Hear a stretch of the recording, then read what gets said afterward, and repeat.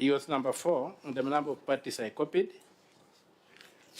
But to my astonishment, the letter was never responded to by the Auditor General. I took the trouble to follow up.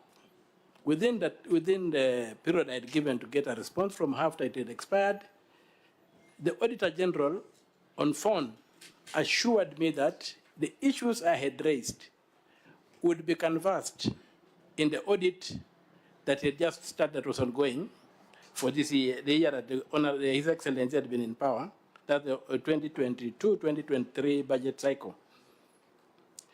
So I patiently waited. And those of you who know, I pushed the issue of getting documents from my governor to a point whereby I had to open litigation which was also again interfered with by hired goons who pelted me when I was leaving court one day. We were forced to, the matter was transferred to Nairobi from Busia.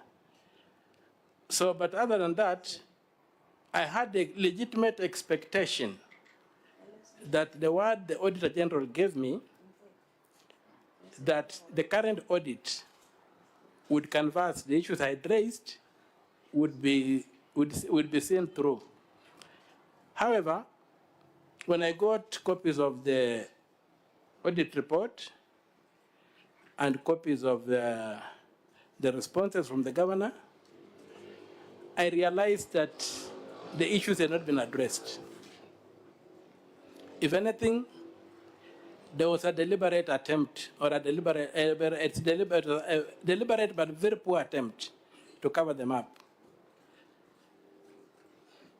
So, Honorable Chair, I asked the committee to look through the report, and I would be objecting to these proceedings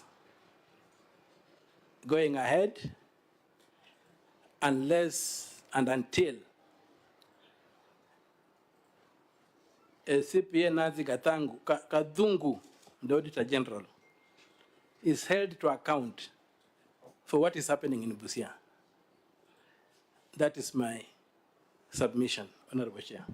You have, Honorable Senator, you have referred to correspondences and conversations which are not before the committee, which are not before the Senate.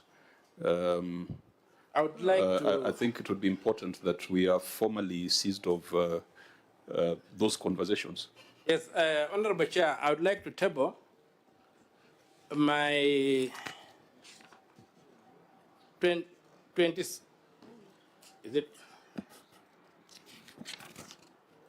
26-page letter, which I addressed to the Auditor General, which I copied to the Governor, and which I thought could inform the audits before us, but has not. It has been neglected and ignored. Okay, Clerk of the Senate, you may receive that letter, and fine. So we'll take that as evidence of the conversations that the Senator is referring to. Now that we have taken that into account, Senator, would you mind telling us the date of that conversation so that... Chair, perhaps the clerk should give you the document so that you satisfy yourself as to the averments by the... Okay. Yes. Fine.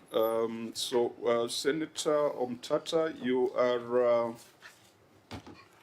So this is... I think we have received this. So may you just let us know the content of what you have placed before us? Well, Honorable Chair, the letter, the reference of the letter is request to confirm whether or not... I think it would also be fair for the Governor to get a copy of what has been placed before the Senate, because this letter was copied to the Governor. Yes.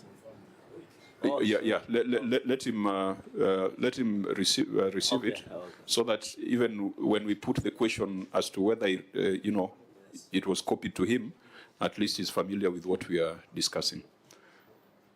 Governor, you have a copy of that letter? Okay, fine. Proceed, Senator. Yes, the reference of the subject is a request to the Auditor General to confirm whether or not public money has been applied. Chair, maybe I wanted to ask whether the governor has received the letter before. Because he's saying I've just received. Yeah, Governor, is it a quick perusal? Is it something that has come to your attention? Now. Previously? I think previously I've seen it. You've seen it? Yes. Okay, that's fine. Proceed, Senator. Yeah, so the letter is requesting the Auditor General to confirm whether or not public money has been applied lawfully and effectively in recent suspicious procurement undertaken by the Busia County Executive from September 2022 to the date of the letter, which was 14th of November.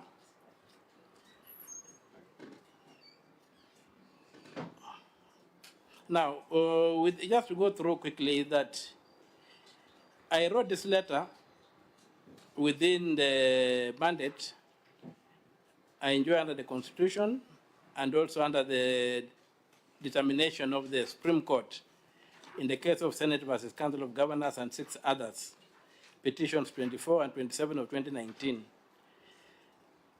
So, among the issues I raised in that letter, I expressed frustration. I further informed the government that I've been engaged in auditing what was going on. And I had been encountering some challenges. I pointed out there were many inflated and ghost projects in the county. And then I'd also expressed frustration about the auditor's office. Despite the annual auditing of the county's financial records by office, the systemic issues persist unabated. So I went ahead and highlighted issues of understated revenues, ineligible expenditure, creation of ineligible pending bills. I also went to procurement like of Web Tribe Limited, which was not done in a proper manner. I also talked about fraud in the renovation of the governor's lounge and for other projects. I also addressed the issue of refrigerated truck registration number KCA 299X, Isuzu lorry stroke truck 2264,000 NKR 66 white.